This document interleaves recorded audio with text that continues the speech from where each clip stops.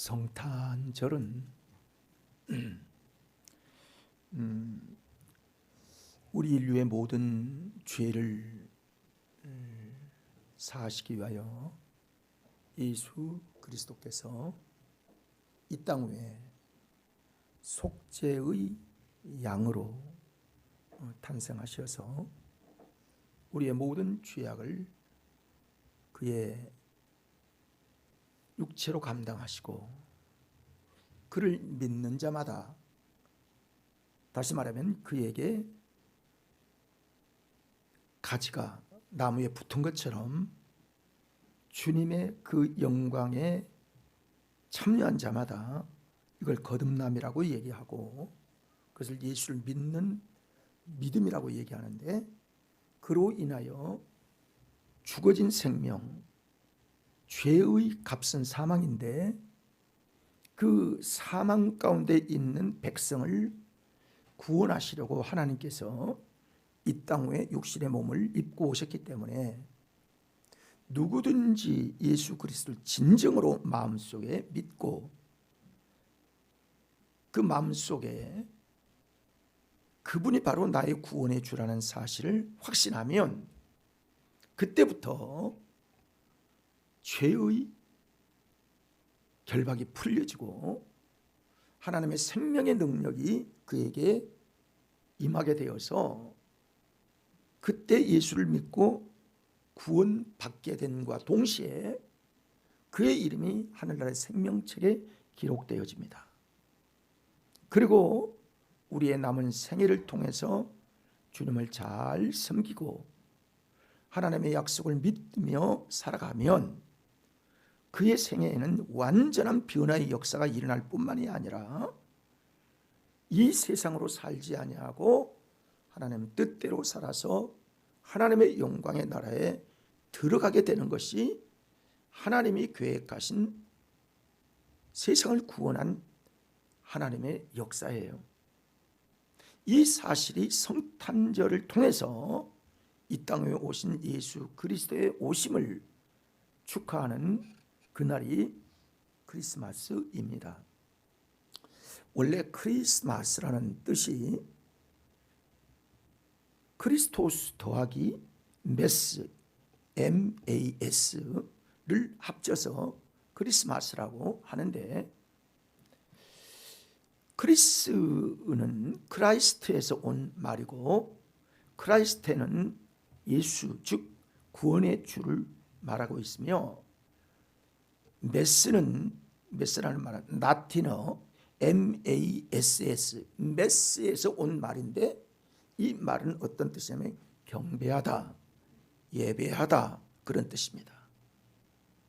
그걸 합치면 크리스마스인데, 이 크리스마스는 아기 예수를 경배하는 날이에요. 근데 세상은 이 사실을 별로 모르고 무슨 축제일인가 된 것처럼 생각하고, 또 상인들은 그것을 역으로 이용해서 이 연말영세 축제를 통해서 얼마나 많은 매출을 올릴까 하고 혈안이 되어지고 반짝거리는 네온 사인으로 사람을 현혹하고, 그래서 즐기게 하고 그리고 물건을 팔게 해서 자기의 이득을 챙기는 이런 상업적인 요소들이 꽤 많을 뿐만이 아니라, 그리고 사람들은 연말연시를 통해서 이제 즐거운 축제를 만드는 그런 장으로 전락해 가는 이 연말연시의 성탄절의 모습을 우리에게 보여주고 있어요. 그러나 하나님을 진정으로 믿는 믿음의 사람들은 하나님을 경배하고 그리고 예배하는 날이 진정한 크리스마스요 성탄절임을 알게 되어지는 것이죠. 오늘 우리가 함께 읽은 이 말씀은 초대교회 초창기에 예수님께서 나실 즈음에 어떤 일들이 실질적으로 일어났고, 그리고 성탄절을 맞이하고, 즉 아기 예수가 유대 땅 가장 적은 고을인 베들레헴이라고 하는 그 동네에서 태어났는데 그것도 여관이 없고 숙소가 없어서 그 짐승들이 거하는 그런 마국간에 들어가서 그 출산할 수밖에 없는 그런 상황이 되어서 거기에서 출산을 하자 놀 데가 없어서 여물통인 먹이통에 예수님을 거기에 누이는 그런 아주 비천한 자리에 예수님께서 오셨습니다. 하나님이신 그분이 낮고 천한 방법으로 이 땅에 오신, 그래서 죄인들과 함께 하신 임마누엘의 역사를 그렇게 보여주고 있어요. 근데 이 성탄절에 보면 성탄절이 예루살렘에 퍼질 때가 그때 왕이 헤롯 왕이었습니다. 이 헤롯 왕을 중심으로 거기에는 제사장도 있고 서기관도 있고 고관들도 있고 이런 많은 사람들이 있는데 그 사람들 중에 오늘 네 부류의 사람들을 통해서 그들은 성탄의 소식을 듣고 어떤 반응을 했느냐. 우리도 마찬가지, 세상에도 그렇죠. 성탄절을 하면 야, 예수님의 탄생을 그게 중요하냐, 우리가 놀고 마시고 즐기는 것이 중요하지, 이렇게 생각하는 사람도 있고, 어떤 사람들은 무관심하고 그거 뭐 무슨 상관이야. 근데 어떤 사람들은 예수 그리스도께서 이 땅에 탄생하셨는데 불구하고 그를 핍박하고 죽이려고 하는 이런 어둠의 역사의 세력이 같이 있었다는 사실을 알게 됩니다. 그래서 오늘 본문을 통해서 네 가지의 사람들의 부류를 통해서 현재적 우리 믿음과 오늘 살아가는 우리의 사람들과 어떤 우리의 자아를 보게 되는지를 교훈받는 그런 교훈을 우리가 말씀 속에서 발견하게 될 것으로 전하려고 합니다. 첫째는 헤롯 왕의 반응은 어땠냐. 헤롯 왕의 반응은 어땠냐. 헤롯 왕이 예루살렘 왕인데 그 로마에서 임명한 왕이 헤롯이에요. 그래서 헤롯이 그 예루살렘에서 왕으로 있는 때예요. 근데 갑자기 동방에서 사람들이 왔는데, 어떤 사람들이 왔느냐면 별을 연구하는 점성가들이 예루살렘에 온 거예요. 그러면서 어디로 갔느냐면 그들은 생각할 때 유대인의 왕으로 오신 분이 어디 계시냐, 이렇게 동방 박사들이 얘기를 하고 있거든요. 그러니까 유대인의 왕이 있는 곳이 어디예요? 궁전이에요. 그러니까 궁전으로 온 거예요. 예루살렘에 궁전으로 온 거라고요. 그러니까 궁전에 누가 있어요? 왕이 있잖아요. 왕이 누구예요? 헤롯이에요. 그러니까 왕에게 와서 우리는 별을 연구하는 사람인데, 지금의 페르시아 쪽인데요, 거기서 왔는데 우리가 이제 별을 연구하다가 이 유대의 별이 아주 강하게 자기들이 연구한 바에는 지금까지 보지도 못하고 소문으로 듣지도 못하는 그 별을 우리가 연구할 때 아주 반짝반짝 빛나는 특별한 별이 떠 있는 걸 보고 그것을 추적해 봤더니 예루살렘 즉 유다 쪽에 있었던 사실을 그들이 발견했다. 그래서 여기까지 우리가 찾아왔습니다. 그 유대인의 왕이 난다는 사실을 알고 유대인의 왕이 났으면 경배하러 왔습니다 라고 얘기를 하는 거예요. 그래서 그 얘기를 듣고요, 아니 내가 왕인데 유대인의 왕이 났다고?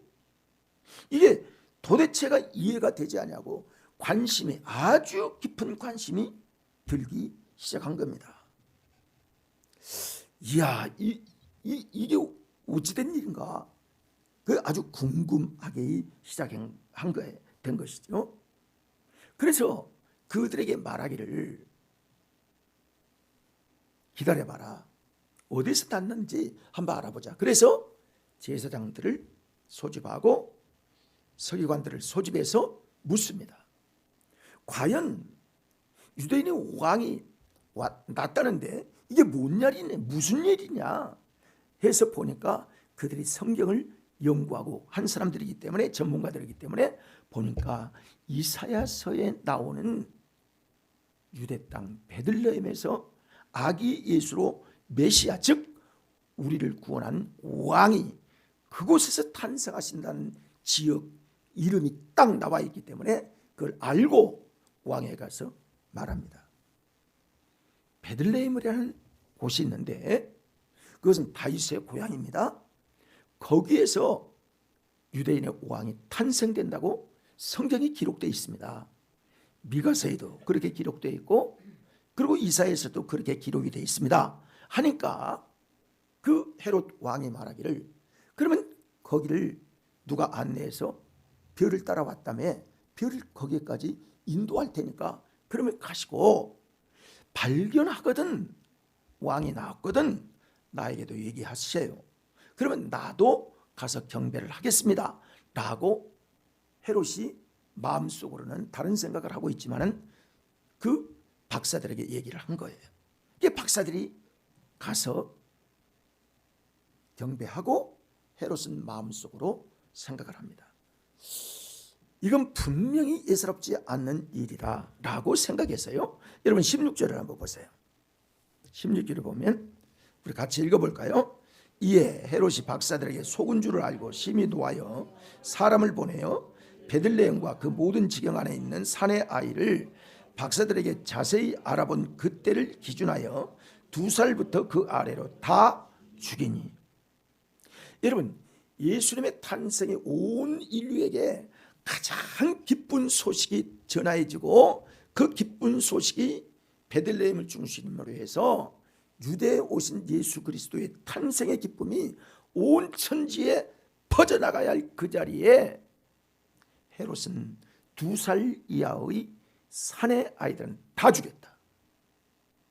그래서 그 이하로 보면요, 17절부터 18절을 보면 자식이 집집마다 거의 죽었으니까 2살 이하로는 죽은 사람들이 많으니까 아주 모든 초상이 다 나서 그 당시에 그 지역의 모든 슬픔이 애곡이 되어서 기쁨이 자리에 슬픔으로 가득 찬 그런 악랄한 헤롯이 있었다는 사실을 여러분 알 수 있습니다. 자, 이렇게 같은 사건을 놓고 자기가 왕인데 다른 왕을 낳았다고 하니까 그걸 죽이고 싶어서 마음에 악한 생각을 품은 헤롯과 같은 사람들도 없잖아 있다는 거예요. 여러분, 기독교가 가는 곳에는요 반드시 구원과 핍박이 같이 옵니다. 그래서 어느 사람은 마음을 열고 예수 그리스도를 영접한 사람은 구원의 열매로, 영생의 열매를 맺지만은 반대로 기독교에 대해서 반감이 있는 반드시 다른 목적이 있는 사람들이 있는데 핍박과 순교가 뒤따르게 되어지는 것이 기독교 복음이 가는 길에 양방향으로 나누게 되었어요. 이게 왜 그럴까요? 왕이 다르기 때문에. 왕이 정치적인 왕으로 헤롯만 있느냐. 근데 성경은 우리에게 말씀하기를 유대인의 왕으로 오신 분이 우리 주 예수 그리스도란 말이에요. 그러니까 아하, 그렇구나. 예수님이 우리 안에 오시면, 예수님을 우리가 믿고 예수 그리스도를 영접하면요 왕이 바뀌어야 돼요. 다시 말하면 우리는 예수를 믿지 않는 사람은 전부가 다 자신이 왕이야.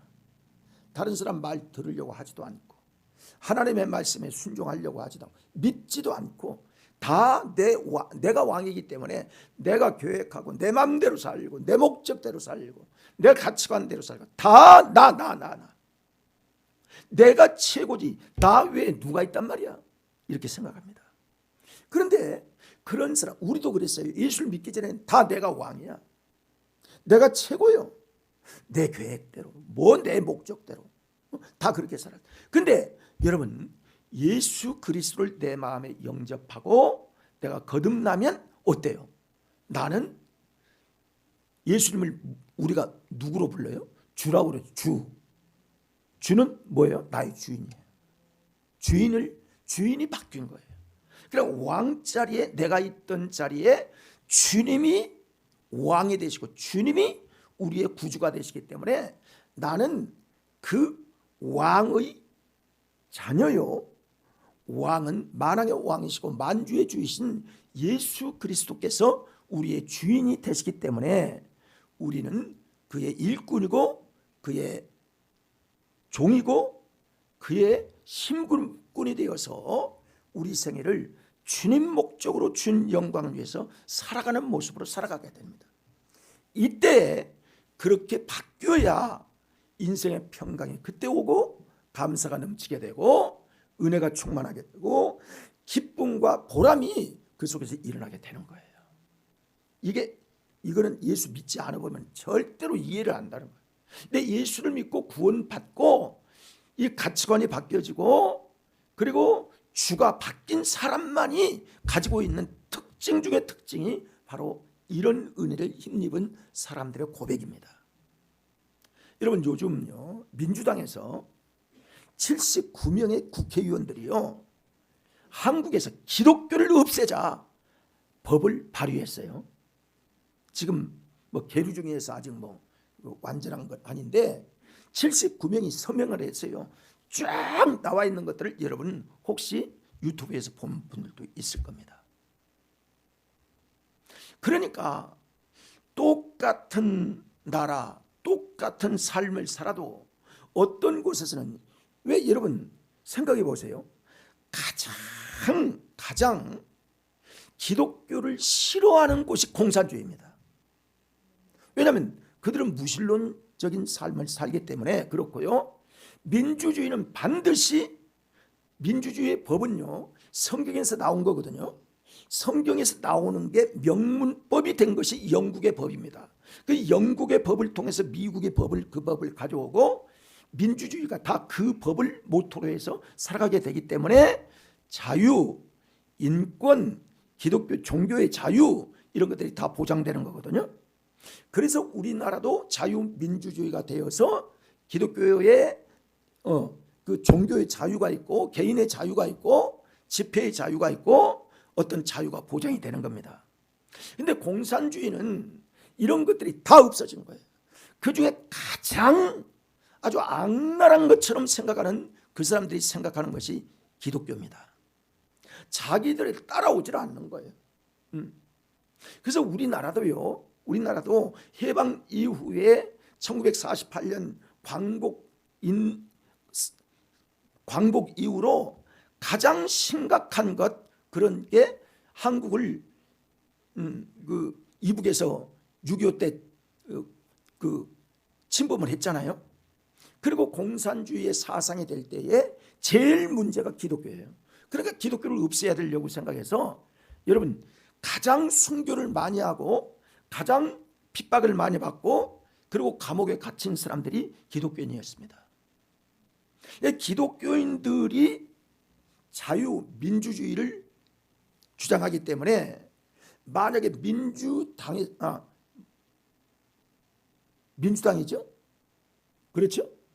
민주당에서 79명이 기독교를 없애자라고 하는, 기독교를 인정하지 말고 다른 종교는 다 좋다, 그런데 기독교는 없애야 한다 하는 79명이 발의됐다고 하면 그 속에 뭐가 있다는 거예요? 무슨 사상이 있다는 거예요? 여러분, 이걸 숨기는 거예요. 근데 그럼에도 불구하고 우리 기독교인은 아무 말도 못하고 있는 거예요. 국민의힘이 민주주의를 포병하면 얘기 못하는 거예요. 그런 엄청난 일을 하고 있는데도 불구하고 기독교인들이, 목사님들이 하나가 되지 못하고 우리 그리스도인들이 하나가 되지 못하고 안 된다, 절대로 그거 있을 수가 없다 얘기 안 하고 있는 거예요. 그렇게 기독교인들이 힘이 없어지고 말았습니다. 그러면 안 됩니다. 그러면 이 나라가 어떻게 갈지 모릅니다. 세계에서요, 민주주의고 공산주의고, 민주주의를 중심으로 해서 성적 타락이 가장 많이 나타나는데, 그 성적 타락의 결과가 동성결혼법입니다. 동성연애예요. 동성도 인정하자. 이번에 카톨릭에서 그 신부 교황이 그 얘기했죠.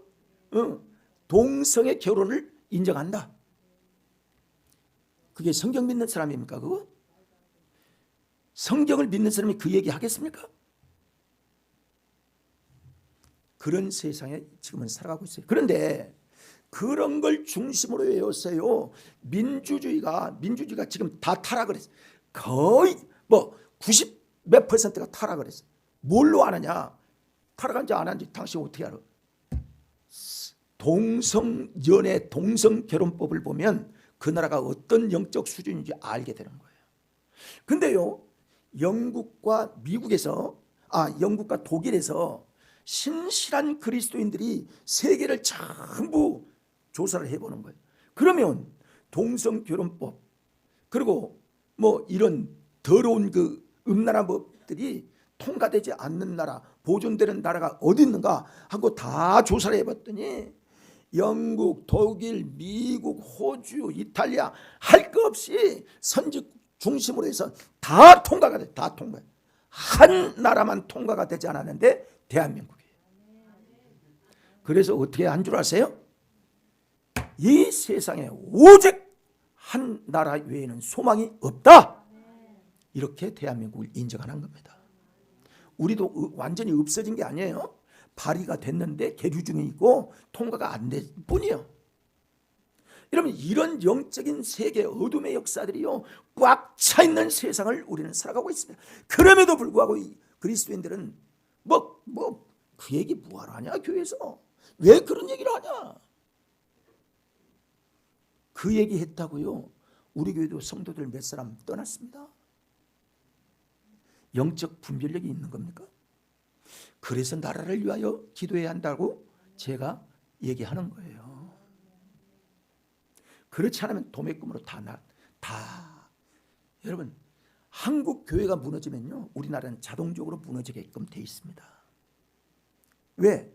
기도의 파수꾼들이 사라지기 때문에 그러는 거예요. 자, 다른 데로 조금 갔는데요, 헤롯은 이처럼 예수님이 탄생하셨지만 구주 예수 우리의 구원자가 되신 하나님의 아들이 탄생이 되었지만 반대하고 죽이고 하는 세력이 있는 내용의 첫 번째 사람을 우리는 헤롯 왕을 통해서 알게 되었습니다. 두 번째로는, 그러면 다른 일반 사람들은 어떠냐? 그때 다른 일반 사람들이 있는데요, 왕이 아닌 다른 일반 사람은 어땠느냐? 자, 보세요. 그때 우리가요, 생각해 보세요. 역사 앞에서 우리가 오늘 오전에 역사에 대한 말씀을, 역사의 진리에 대한 말씀을 잠깐 나눴는데요. 그러면 그때를 우리는 생각해 봐요. 여러분, 성경에는요, 시제가 굉장히 중요합니다. 어제, 오늘, 아니면 몇 년 전 예수님이 오실 때 다 시제거든요. 그때 어떤 일이 있었느냐?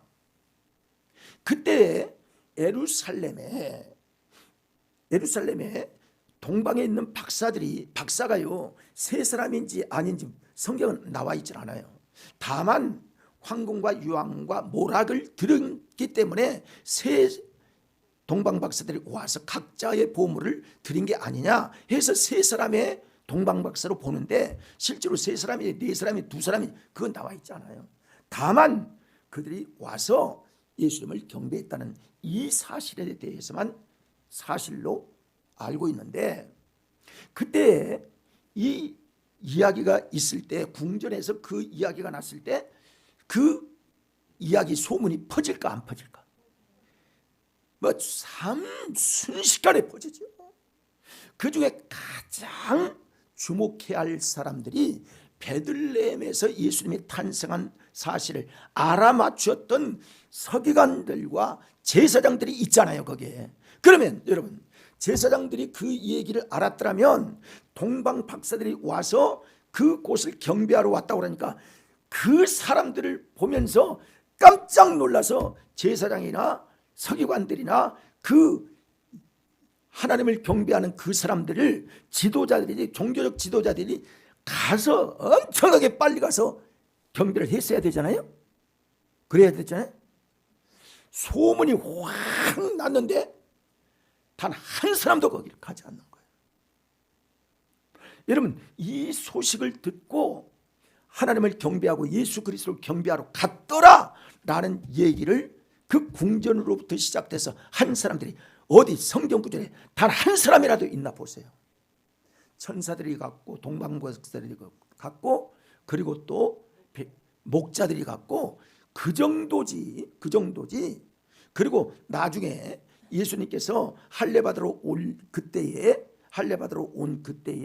그때 있었던 그 한 사람, 몇 사람, 안나 선지자와 몇 사람, 이 한 서너 사람 외에는 관심이 무관심했던 거예요.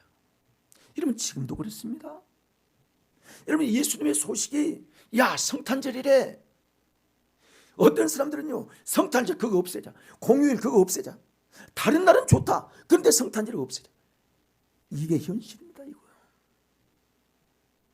그러니까 그들이 그런 소식을 듣고 야 이게 이상하다, 어떻게 그런 일이 있을 수가, 지금 왕이 분명히 헤롯 왕이 있는데 어떻게 유대인의 왕이 다시 난다고 하는 거냐, 이상하지 않느냐. 영적으로 이미 다 알고 있었고 예언자들이 얘기한 그 얘기를 그 입으로 얘기한 그 장군인들도 예수님을 경배하러 간 사람이 없었다는 사실을 여러분 주목해야 합니다. 뭐예요? 지식으로만 알고 있는 거예요. 여러분, 우리도요, 모르는 사람이 교회에 오면 예수 그리스도가 우리의 왕이시고 예수 그리스도가 우리의 구원해 주시고 예수님께서 우리의 모든 죄를 담당하신 십자가의 사건을 모르는 사람이 없어요. 그런데 실제로 예수님 앞에 순종하고 예수님의 은혜를 따라 살고 예수님을 경배하고 예수님께 정말 집중적으로 예배하고 경배하는 사람이 얼마나 있습니까, 여러분? 많지 않아요. 똑같습니다. 다행히 여러분, 오후 예배까지 이렇게 드리는 거요, 하나님의 은혜입니다. 여러분, 아파서 못 드리는, 못 오시고 못 드리는 분은 어쩔 수 없지, 그거야. 그런데요, 할 수 있는데도 안 나오든지 싫은 사람들이 있다고요. 알기는 아는데 삶의 변화가 없어요. 이거 주님을 경배할 수 있는 사람일까요? 이 세상은 지금 이렇게 되는 거예요. 아마 그때 지금 같으면요, 9시 뉴스에 아마 며칠간 그 얘기가 막 나왔을 거예요. 아니면 신문이면 대서특필이 됐을 거예요. 그러나 그거 한번 웅 하고 뜨고 그 다음에는 한 사람도 없이 썰물처럼 빠져나가는 그런 시대의 역사들을 우리는 두 번째 그룹에서 일반 백성들 중에 이 모습을 볼 수 있었다는 사실이죠. 제사장들도 서기관들도 그랬고 일반인들도 그랬고, 이 일들이 그때 예수님이 오실 때의 모습이었다는 것을 볼 수 있는 거예요. 지금 예수님이 2000년 전에 오신 실질적인 우리의 구세주요, 그리고 기독교의 시작이 예수 그리스도를 통해서 이루어진 사실을 웬만한 사람들은 다 알고 있을 겁니다. 그럼에도 불구하고 예수를 믿는다든지 예수님을 경배한다든지 예수님을 중심으로 살려고 하는 이런 사람이 많지 않다는 사실을 여러분 생각합니다. 그들의 관심은 어디일까요? 여러분이 더 잘 거라 합니다. 우리 그리스도인들은 정말 예수 그리스도의 탄생을 보면서 어떤 관심을 우리가 가져야 할까? 진정으로 예수 그리스도를 섬기는 사람들의 마음의 자세가 어떠해야 할까? 그의 라이프 스타일은 어떻게 해야 될까? 그들은 어떤 중심으로 살아야 될 것인가? 내가 왕인가? 아니면 주님을 왕으로 모시는 삶을 살아야 되는가? 내가 주인인가? 예수님이 주인인가? 우리는 항상 이 초이스라고 하죠. 선택을 어떻게 할 것인가? 어떤 선택을 하면서 우리는 살아가야 될 것인가? 특히 젊은 여러분, 일찍부터 주인 바꾸기를 하시는 여러분은 복된 여러분이 된 줄 믿습니다. 근데요, 그래요. 기독교 통계를 보면요, 어릴 때 예수를 믿는 사람이 끝까지 신앙생활을 잘하지, 나중에 믿고 50대에 믿고 60대에 믿고 흔들흔들합니다. 어떤 게 뭐 어떻게 이 습관이 되질 않아 가지고요, 이미 사상이 굳어지고 생각이 굳어지고, 그래서 이게 진짜 예수를 믿는, 그러니까 젊음을 하나님께 드리고 내 시간을 드리고 몸을 드리고 이런 헌신을 통해서 내가 실제로 예수 그리스도의 삶을 살아간 이 경험이 없기 때문에요, 이 생각하고 저 생각하고 여기 계산하고 저기 계산하고 계산만 하는 거예요. 이게 진짜인가 가짜인가 자꾸 그런 계산. 여러분 이거 헷갈려요. 그래서 그런 사람을 가르쳐서 모래 위에 지은 집이라 이렇게 얘기하는 거예요. 그런 사람들은요, 아주 태풍이 오고 큰 물이 나고 홍수가 지면 그냥 기초가 싹 없어지고 집이 무너지는, 신앙의 집이 금방 무너지고 마는 거예요. 아이 뭐 있다고 하는 것 같아. 아이 실제로 보니까 뭐 그런 것도 없네. 뭐 그게 뭐 무슨 게, 아유 마음 편하라고 그러는 거지. 야 종교는 다 똑같은 거 아니야? 이런 생각만 하고 있는 거예요. 참 안타깝죠, 사랑하는 여러분. 여러분 기초를 바로 가지시기를 바랍니다. 예수를 바로 믿으시기를 바랍니다. 그래야만 되는 거예요. 자, 마지막 동방박사들의 모습을 여러분 보십시오. 그들은 페르사 지역에서 별을 연구하는 점성가들, 이거 점성가들을 이 두 가지로 볼 수 있어요. 하나는 어떤 무슨 무당처럼 별을 연구해서 뭐 이렇게 보는 것도 있고요. 그런데요, 하나님은요, 여러분 악한 자는 악한 날에도 하나님이 사용하세요. 무슨 얘기냐면 사탄도 하나님이 사용하실 때가 있다고요.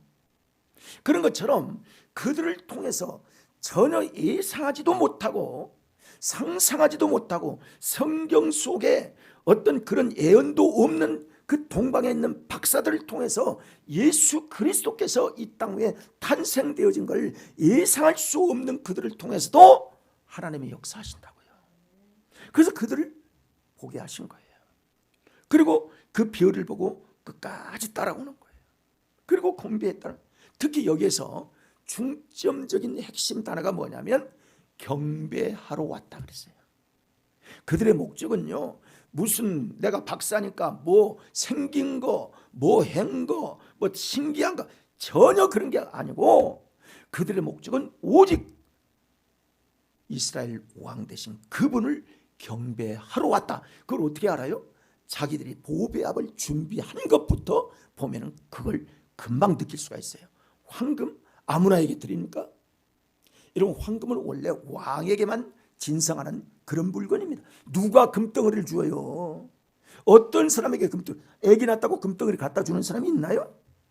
그러니까 그들은 이미 유대인의 왕으로 오신 예수 그리스도를 경배하기 위하여 그 이상한 별을 딱 보자마자 자기가 가지고 있는 가장 소중한 것들을 준비한 거예요. 그래서 황금을 준비했고, 그리고 모략을 준비했고, 유향을 준비했던 거예요.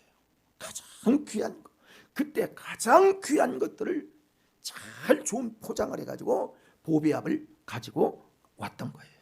그리고 예수님을 만나자 그것들을 내놓고 경배를 했던 거예요. 유대인은 다 어디 갔지요? 유대에 사는 동네 사람들은 왔나요? 아니에요. 그들을 통해서 영광을 받으신 거예요. 다시 말하면 사랑하는 여러분, 여러분과 저는 예수님 동네에 살지 않았어요.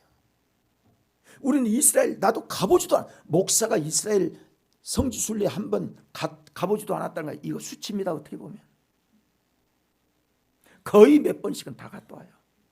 또 마땅히 갔다 와야 실질적으로 하나님의 지리적 역사들을 실질적으로 우리가 더 잘할 수 있는데, 저는 그렇게 해보지도 못했어요.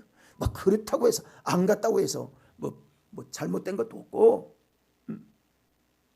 그런데 실제로 그런 이스라엘에 와보지도 않았던 그들이 이 일을 행하였다는 것은 오직 예수 그리스도의 탄생만을 위해서 자기의 가장 귀한 것, 페르시아에서 거기까지 오는데요, 여러분 그냥 1, 2km 뭐 몇십 킬로 이게 아닙니다.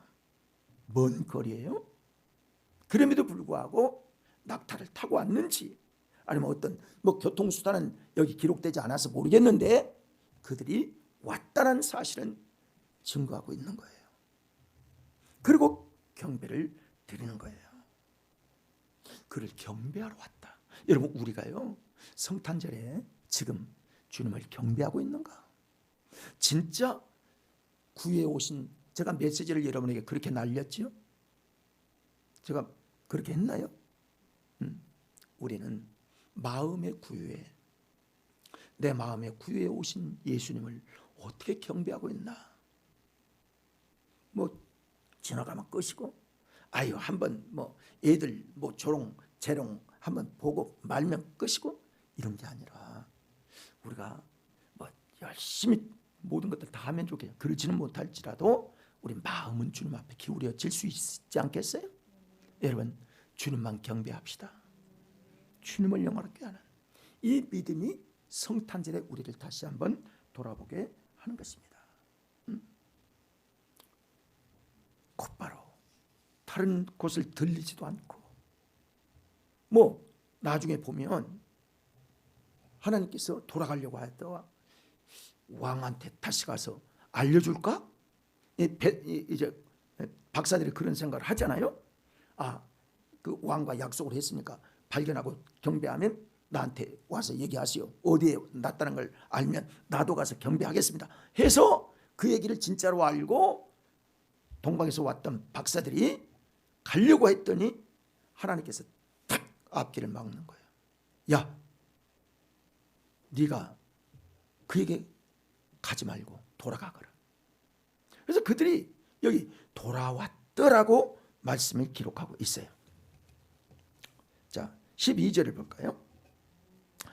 읽어볼까요? 그들은 꿈에 헤롯에게로 돌아가지 말라 지시하심을 받아 다른 길로 고객에 돌아가니라. 여러분 사람의 말 들은 게 아니에요. 왕의 말을 들은 게 아니에요. 하나님 말씀을 들은 거예요. 여러분 우리도 하나님 말씀 듣고 살아야 합니다. 하나님의 말씀이 진짜지 그 어떤 얘기도 여러분 너무 믿으려고 해서는 안 돼요. 하나님 말씀 뜻대로, 하나님 뜻대로, 하나님의 진리 대신 하나님이시기 때문에 하나님 따라 사는 우리의 믿음이 돼야 될 줄 믿습니다. 여러분 앞으로도 그래요. 앞으로도 우리는 이미 하나님이 우리의 주인이시고 하나님이 우리의 왕이시기 때문에 주님만이 나의 자랑이 돼야 되고 나의 목적이 돼야 되고 주님 나라를 이루기 위해서 나를 부르신 하나님의 은혜가 우리에게 있다는 사실을 알아야 합니다. 나를 그냥 불러주신 게 아니라 하나님의 계획이 있어서 나를 부르셨고 하나님의 목적을 위해서 나를 부르셨다는 사실을 안다면 오늘 동방박사들처럼 우리도 하나님을 경배하는 목적으로 부르신 하나님의 뜻을 따라 살아가야 한다는 것이죠. 여러분 성탄절을 맞이했습니다. 여러 계층의 사람이 있습니다. 세상 사람도 있고 교회에서 이런 사람도 있고 저런 사람도 있고 적당히 뭐 이렇게 생각하는 사람도 있고 아직 믿음이 그냥 붙을락 말락 하는 사람도 있고 확고한 사람도 있고 어떤 사람은 뿌리 내릴 사람도 있고 중간에 이상한 병든 사람도 있고 여러 사람이 있는데 성탄절에 우리를 구원하러 오신 예수 그리스도의 은혜를 우리가 받았으며 이 땅에 오신 왕으로 오신 예수님 나의 왕이 되어 주십시오. 내가 주의 뜻 따라 살겠습니다. 그래서요 성경에 왕과 신하의 비유를 통해서 신하들은 왕을 어떻게 대접해야 되는가를 우리에게 비유로 말씀하세요. 우리 주님은 우리의 왕이세요. 우리는 그의 신하들이에요. 신하들은 왕에게 어떻게 섬겨야 되는가 군대 가보면 금방 알지요. 절대로 주님 중심으로 살아야 하는 거예요. 주님 영광을 위해 살아야 합니다. 여러분 얼마나 큰 잔치예요. 잔치고 자랑이고 기쁘고 즐겁고 이게 같이 와 있는 거예요. 우리에게. 왜? 우리를 구원하러 오신 예수 그리스도의 탄생을 우리가 믿기 때문입니다. 기쁘고 감사하지요. 수고도 있지만 그거 하면서 감사하는 거예요. 그거 하면서 기뻐하는 거예요. 왜? 우리의 왕 대신 하나님의 영광을 위해서 우리가 하는 일이기 때문에 그렇습니다. 사랑하는 여러분, 이 놀라운 성탄의 역사를 우리만 간직한 것이 아니라 우리가 우리의 가족들을 위해서 복음을 전하고 예수 그리스도가 이렇게 좋으신 우리의 왕이심을 그들에게도 만나게 해서 우리가 전한 복음으로 그들이 구원받는 구원의 기회가 될 수 있도록 우리가 열심히 복음을 전하고 기도해야 될 줄 믿습니다. 오늘 모두 우리에게 주신 이 말씀처럼 동방박사들처럼 다른 것 때문에 뭐 사람 말 듣고 왕의 말 듣고 어떤 것이 아니라 하나님을 경배하는 이 순수한 성경에 나타나지도 않았던 그 사람들을 하나님께서 통해서 아기 예수를 경배하러 오게 하셨던 그 역사처럼 우리도 예수님을 몰랐던 우리인데 우리 주님이 우리를 불러서 하나님의 목적대로 세우신 것은 하나님의 영광을 위하여 우리를 세우신 걸 생각하고 예배로 하나님 앞에 영광을 돌리고 찬송으로 영광을 돌리고 하나님 앞에 우리 중심을 다하여 주님이 우리의 주인이시오 왕이심을 경배하고 찬양하는 귀한 성탄 절이 되기를 간절히 소망합니다. 사랑하는 여러분에게 하늘에는 영광이요 땅에는 기뻐하심을 입은 사람들 중에 평강이 풍성함에 충만한 성탄 절기가 되기를 주의 이름으로 축원합니다. 기도하시겠습니다.